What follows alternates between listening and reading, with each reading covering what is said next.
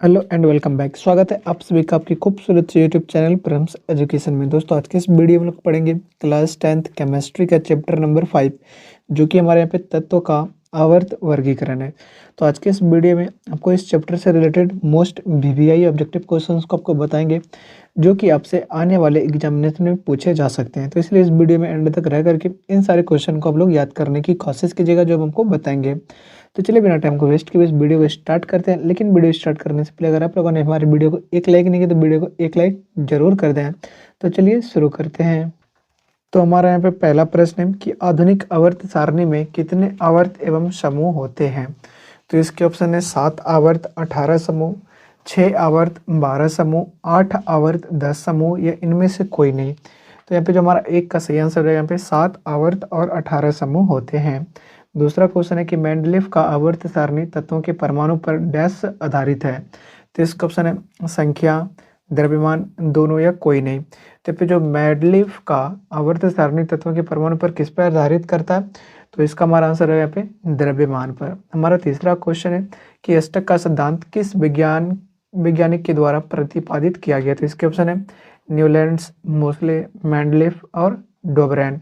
तो हमारा तीसरा का हमारा सही आंसर क्या जाएगा यहाँ पे न्यूलैंड्स के द्वारा।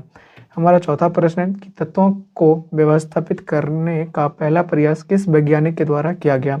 तो इसके ऑप्शन है डोबराइन, मोसले, मेंडलीफ या न्यूलैंड्स। तो 4 का हमारा सही आंसर हो जाएगा यहाँ पे डोबराइन। हमारा पांचवा प्रश्न है कि डोबराइन के 3 तत्वों को वर्गीकृत समूह को क्या कहते हैं। तो इसके ऑप्शन है त्रिक, अष्टक, अम्लीय या क्षारीय। तो 5 का हमारा सही आंसर क्या है यहाँ पे त्रिक। हमारा अगला छठा क्वेश्चन है कि इनमें से किस तत्वों के वर्गीकरण का प्रयास नहीं किया गया। तो इसके ऑप्शन है डोबरेन, मोसले, मेंडलीफ, मेंडल। इनमें किसने तत्वों के वर्गीकरण का प्रयास नहीं किया वो पूछा जा रहा है, ठीक है। तो हमारा 6 का सही आंसर क्या है यहाँ पे मेंडल ने तत्वों का जो वर्गीकरण है उस पर प्रयास ही नहीं किया। हमारा 7वां प्रश्न है कि आधुनिक आवर्त सारणी के किस गुणधर्म पर आधारित है। तो इसके ऑप्शन है परमाणु संख्या, परमाणु द्रव्यमान, आणविक संख्या या आणविक द्रव्यमान। तो हमारा 7 का सही आंसर यहाँ पे जाएगा परमाणु संख्या पर। हमारा 8वां प्रश्न है कि आधुनिक आवर्त सारणी में हाइड्रोजन का स्थान कहाँ है। तो इसके ऑप्शन है प्रथम आवर्त में, द्वितीय आवर्त में, तृतीय आवर्त में या चतुर्थ आवर्त में। तो 8 का हमारा सही आंसर है यहाँ पे प्रथम आवर्त में। हमारा 9वां प्रश्न है कि निम्नलिखित में से किस आवर्त में तत्वों की संख्या न्यूनतम है। तो इसके ऑप्शन है द्वितीय, प्रथम, सप्तम या चतुर्थ। तो 9 का हमारा सही आंसर रहेगा 9 का हो जाएगा यहाँ पे प्रथम। हमारा 10वां क्वेश्चन है कि आधुनिक आवर्त सारणी में अक्रिय गैस का स्थान किस वर्ग में रखा गया है। तो इसके ऑप्शन है वर्ग 1, वर्ग 2, वर्ग 3, वर्ग 18। तो 10 का हमारा सही आंसर है यहाँ पे वर्ग 18, ठीक है। अक्रिय गैस को वर्ग 18 में रखा गया है। हमारा 11वां प्रश्न है कि किसी तत्व की संयोजकता निर्धारित होती है। तो इसके ऑप्शन है बाह्यतम कक्षा के इलेक्ट्रॉन से, उसके प्रोटॉन की संख्या से, उसके इलेक्ट्रॉन की संख्या से, इनमें से कोई नहीं। तो 11 का सही आंसर होगा यहाँ पे बाह्यतम कक्षा के इलेक्ट्रॉन से। हमारा 12वां प्रश्न है कि आधुनिक आवर्त सारणी में धातुओं का स्थान कहाँ है। तो इसके ऑप्शन है आवर्त सारणी के बाईं तरफ, आवर्त सारणी के दाईं तरफ, आवर्त सारणी के बीच में, यह निर्धारित नहीं है। तो 12 का हमारा सही आंसर यहाँ पे हो जाएगा आवर्त सारणी के बाईं तरफ। हमारा 13वां प्रश्न है कि मेंडलीफ की आवर्त सारणी में कौन सी एक कमी थी। तो इसके ऑप्शन है हाइड्रोजन का स्थान निर्धारित नहीं था, समस्थानिक से संबंधित, दोनों, या इनमें से कोई नहीं। तो 13 का जो हमारा सही आंसर हो जाएगा यहाँ पे जो हाइड्रोजन का जो स्थान है वो निर्धारित नहीं था, और यहाँ पे समस्थानिक से संबंधित उसमें परेशानियां थी मेंडलीफ की आवर्त सारणी में। आप लोग इसको याद कीजिएगा। हमारा 14वां प्रश्न है कि एक तत्व का इलेक्ट्रॉनिक विन्यास 2-6 आवर्त सारणी में स्थान होगा। तो इसके ऑप्शन है 2 आवर्त व 14वां वर्ग, 3 आवर्त एवं 6ठा वर्ग, 6 आवर्त तथा दूसरा वर्ग, ये 7 आवर्त एवं 8वां वर्ग। तो 14 का हमारा सही आंसर हो जाएगा यहाँ पे 6 आवर्त एवं 14वां वर्ग, ठीक है। हमारा 15वां प्रश्न है कि आधुनिक आवर्त सारणी में 18 ऊर्ध्व स्तंभ क्या कहलाते हैं। तो इसका ऑप्शन है वर्ग समूह, आवर्त, पंक्ति या स्तंभ। तो 15 का हमारा सही आंसर होगा यहाँ पे वर्ग या समूह, ठीक है। हमारा 16वां प्रश्न है कि किसी भी तत्व की आवर्त संख्या बतलाती है। तो इसके ऑप्शन है प्रथम सेल की संख्या, सब सेल की संख्या, बैलेंस की संख्या या सभी। तो 16 का हमारा यहाँ पे सही आंसर रहेगा यहाँ पे बैलेंस की संख्या। हमारा 17वां प्रश्न है कि समूह में ऊपर से नीचे की ओर आने पर परमाणु का साइज क्या होता है। तो इसके ऑप्शन है साइज बढ़ता है, साइज घट जाता है, अपरिवर्तित रहता है या सभी। तो 17 का हमारा सही आंसर रहेगा यहाँ पे साइज बढ़ते जाता है। जैसे आप किसी भी इन समूह में ऊपर से नीचे की ओर आइएगा, इसका जो परमाणु का आकार है वो यहाँ पे बढ़ते जाता है, ठीक है। हमारा 18वां प्रश्न है कि आवर्त सारणी में बाईं से दाईं ओर जाने पर परमाणु की त्रिज्या क्या होती है? तो इसके ऑप्शन है त्रिज्या बढ़ती है, त्रिज्या घटती है, त्रिज्या अपरिवर्तित रहती है, इनमें से कोई नहीं। तो 18 का हमारा सही आंसर रहेगा त्रिज्या घटती है। हमारा 19वां प्रश्न है कि निम्नलिखित में क्षार धातु का समूह क्या है? तो इसके ऑप्शन है BeMgSa, यहाँ पे LiNaK, यहाँ पे ऑक्सीजन, यहाँ पे सल्फर, यहाँ पे फास्फोरस, और यहाँ पे हमारा अगला है यहाँ पे FClBr। तो 19 का हमारा सही आंसर यहाँ पे क्या हो जाएगा? यहाँ पे लिथियम, सोडियम, पोटेशियम, ठीक है। तो 19 का भी सही आंसर होगा। हमारा 20वां प्रश्न है कि आयुपेक का पूरा नाम क्या होता है? तो इसके ऑप्शन है international Union of Pure and Applied chemistry, international unique of pure chemistry, international Union of power and Applied chemistry, इनमें से कोई नहीं। तो 20 का हमारा सही आंसर रहेगा यहाँ पे International Union of Pure and Applied Chemistry. 21वां प्रश्न है कि हीलियम कैसा तत्व है? यानी कि जो हीलियम एक तत्व है वो कैसा तत्व है? तो इसके ऑप्शन है अक्रिय, क्रियाशील, सक्रिय या उदासीन। तो 21 का हमारा सही आंसर रहेगा अक्रिय तत्व है हीलियम।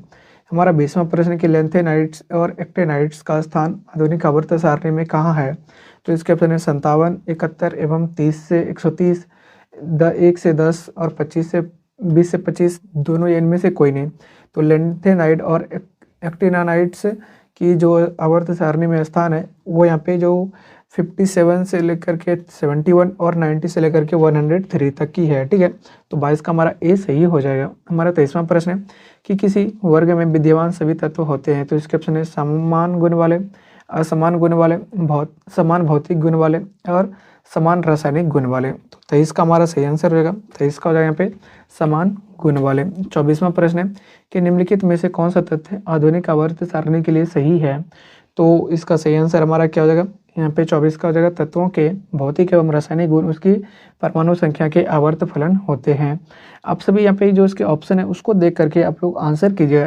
ये यहाँ पे बिल्कुल बात नहीं है कि यहाँ पे जो मैं 4 ऑप्शन यहाँ पे दिया गया वही आपको आएगा, ठीक है। एग्जामिनेशन में दूसरा भी ऑप्शन आ सकता है। हमारा 25वां प्रश्न है कि प्रथम आवर्त सारणी में इलेक्ट्रॉनों की अधिकतम संख्या हो सकती है? तो इसके ऑप्शन 2, 4, 6, 8। तो 25 का हमारा सही आंसर होगा यहाँ पे 2।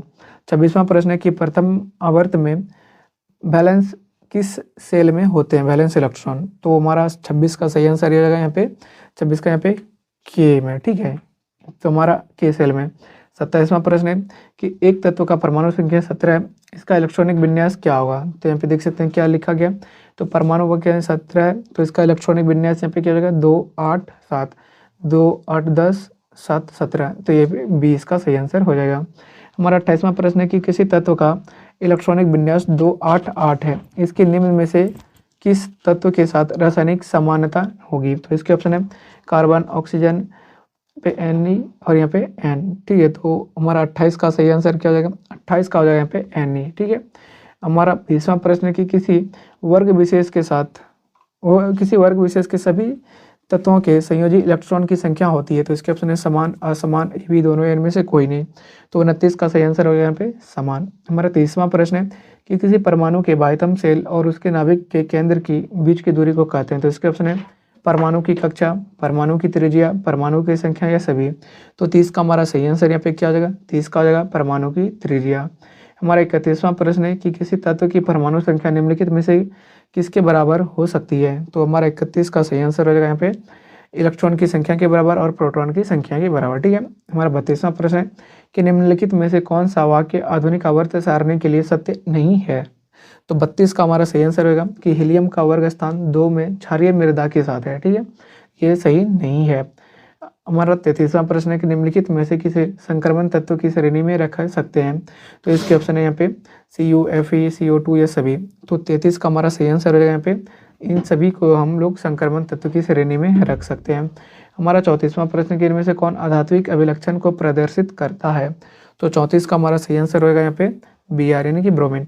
हमारा 35वां प्रश्न है कि निम्नलिखित में से कौन सा तत्व सबसे अधिक अद्वितीय गुण वाला होता है? तो इसके ऑप्शन है यहाँ पे NCl या SI। तो 35 का हमारा सही आंसर होगा यहाँ पे Cl यानी कि क्लोरीन।